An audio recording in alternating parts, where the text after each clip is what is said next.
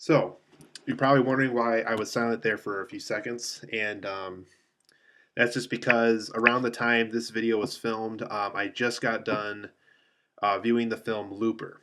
Now, I know what you're all thinking, like, oh, awesome, he's going to review, my favorite film of 2012. Oh, he's going to review, Joseph Gordon-Levitt's best movie ever made and all that stuff. And so I rented it from Redbox. I finally got around to seeing it.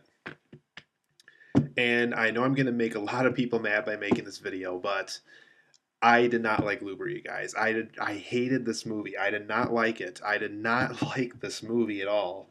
Um, and so I'm going to get into full detail here because I unfortunately do have a ton of negatives for this film and very few positives. Now, I will start by saying I did understand the film. I got what Rian Johnson, or whatever his name was, who directed the film, I got what he was trying to do. Um, I will say though, before viewing the film, and I was kind of digging my own grave when I kind of made the connection that this man made another film that I really did not like either. In fact, I couldn't even make it through this other film, and that was Brothers Bloom. Um, Ton of people I really liked, kind of like this film. The talent involved I was fine with. Um, but I knew I was in trouble the moment I saw his name as the director of this movie because I couldn't think.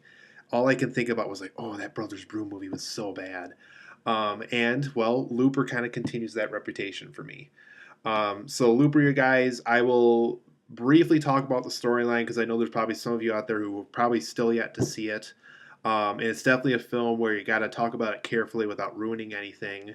But after you're done seeing this video, you're going to probably figure out, well, there's really nothing to talk about even further. But um, so basically, you guys, in this film, Joseph Gordon-Levitt plays a guy called a looper, and they're in charge of killing um, these people who are in trouble in the future, where time travel isn't even made yet, and they basically have to kill the person who is in trouble in the future, and it's kind of like a futuristic death penalty where these people land on like this giant pillow-like thing, and the looper has to kill whatever lands on the pillow at a certain time of the day at a certain place. And so basically, we're introduced to how loopers work and all that crap. Um, but Joseph Gordon-Levitt eventually encounters a future version of himself, played by Bruce Willis, and he escapes, which is something that you'll find out a looper should never do. And like I said, he escapes, and there's a whole kind of subplot thing, and this is where the film really kerplopped for me. That involves Bruce Willis trying to kill off this kid with powers and some crap like that. So basically, the whole movie is Joseph Gordon-Levitt making up for something he should have done the moment this guy landed on his pillow as the looper, and there's a whole subplot with a kid with powers going on too. Um, so Looper, you guys, I liked the idea of the film. I liked the idea, and I think this is what really gave me the desire to go track this film down. I liked the idea of a guy in the present day given this job that not a lot of people have, and it's kind of this underground secretive job where you get paid a lot of money and everything. And this in the future they kind of have like these gold silver plates as their money that they kind of view as kind of like a really valuable thing. um, so I like the idea of someone in the present day trying to hunt down a future version of themselves from doing this really awful thing. And so I liked that idea, and I think the film would have been just fine if it kept with that idea. And unfortunately, it doesn't. It goes into a whole different direction. And if you've seen the trailer, and if you see Emily Blunt in the trailer, her character and kind of why she exists in this movie was kind of the huge downfall for me. It was definitely this film definitely goes in a direction where it goes to not even so much an original idea, just an interesting idea of what if your present day self had to hunt down your future version of yourself, into this generic fire starter esque kid with powers could ruin the future kind of thing going on. Um, and I just didn't like that part. So, like I said, if the film kept with the idea of your present day self hunting down your future self, I would have been fine. So I liked the idea of this film. Joseph Gordon-Levitt and Bruce Willis did fine acting wise. Acting wise, they were fine. Unfortunately, they were not given good material to work with. The child actor who played the kid with special powers was good in this. My dad actually chuckled at this kid a few times just because he would just seem so comfortable in front of a camera. He was asked to do a lot of things that probably most kids would be uncomfortable doing in front of a camera. So whoever they hired as the kid also once again did an excellent job. So I guess casting wise, this film was a success. Casting wise. Um, Now on to the negatives. Okay, first and foremost, guys, this film tried to do way too many things all at once. If you're going to make a time travel movie, make a time travel movie. If you're going to make a present day self hunting down a future version of yourself movie, make that movie. If you're going to make a kid with special powers movie, make that movie. If you're going to make a mother struggling to figure out how to raise a kid that has all these problems and special powers and all that stuff, make that movie. Don't make all five of those things into one movie. Pick one and make it. Maybe two, but it has to be a subplot that works with that idea number one. That's the main plot. If it doesn't work, don't make the movie.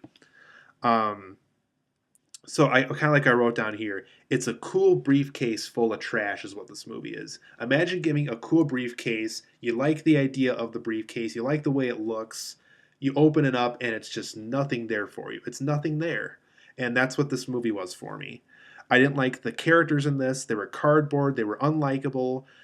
I can't name a character in this that I liked.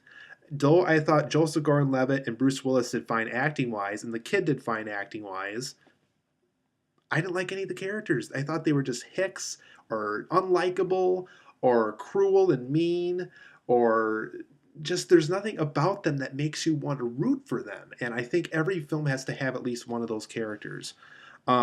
The kid with special powers portion of this film was very uninteresting for me. I almost went to sleep just because it was just so boring and uninteresting.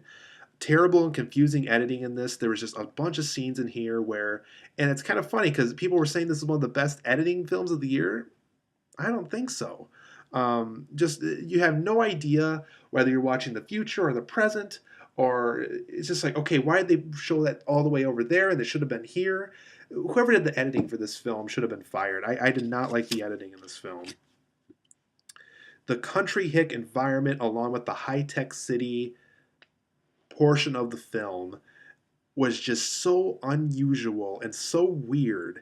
Like basically, there's even a shot in this film where you see like the countryside farm thing that the Emily Blunt character lives on with this kid, and then it shows in the backdrop kind of this futuristic city where everything's high tech, no form of old things at all, just everything's new, everything's hot, and I just thought it was just way too unusual. The film tries to be Terminator, Back to the Future, Matrix, and Inception all in the same film, and it fails at every single one of those movies. It does not capture the essence, the feeling, the uniqueness, the interestingness of any of those movies. And it's just really disappointing that this film couldn't have balanced on its own terms or even homaged or tribute one of those great classic films in some way. Even though the film does explain things like how loopers work and everything, there's just a lot of things in this film where they were just way too lazy to explain it. And in its place, they have just these uninteresting, untold scenes that were just not working at all.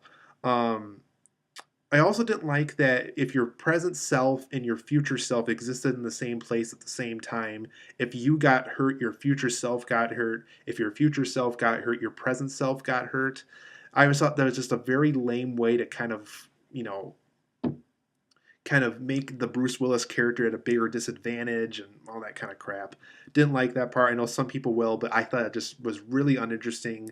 I think it would have been interesting if Bruce Willis got hurt, only Bruce Willis got hurt, and if Joseph Gordon-Levitt got hurt, only Joseph Gordon-Levitt could get hurt.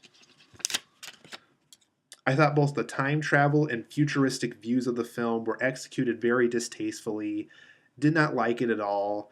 And that's very weird because most of the time I like that kind of stuff. I like how people depict the future and all that kind of stuff. In this film, I didn't like it at all, to be honest. I thought the film was overly complicated. I thought the writing was very poor. There wasn't a single moment in this where I felt the writing was good. It was all just crap to me. Um, and certain things I felt dragged on for too long. A scene specifically that really isn't giving anything away because it's right at the beginning of the movie is Jeff Daniels talking to Joseph Gordon-Levitt about like him going to some foreign language class outside the country or some crap like that. Went on for way too long. I almost was looking at the clock just wondering how long the scene would go on for. There was just some scenes in here that dragged on for way too long. There was also several unrealistic, unrelatable choices by the characters throughout the film. Once again, it gives you no reason to root for them because you can't connect with them. Um, Too many unnecessary special effects. This is another one that I had a huge problem with. Though some of the special effects are like, okay, that's decent, but it's not really contributing or making this film any better. There was like scenes where like single strands of grass were lifted up in the air. People would like lift this little coin thing and float it around and goof around with it. And after a while, it just kind of got stupid and boring. Um, so I didn't like that at all either. So overall, guys, I give Looper a 5 out of 10. I did not like this movie. I know a lot of people are going to be very mad at me for this, but I really did not like this movie. It was just hyped up so much. I went into it with a lot of expectations, and it just really did not work. I just really don't think this film works very well. There's just too many things thrown at it at once, too much special effects, too much overcomplication, too much expecting oneself to make this big movie that turns out to be very small and very bad. Um, so don't see Looper, guys. I really don't recommend it. It's not the film you've been hearing about. Um, I'm sorry, most of you are probably going to hate me for saying all this, but Looper was just not the film that I heard about.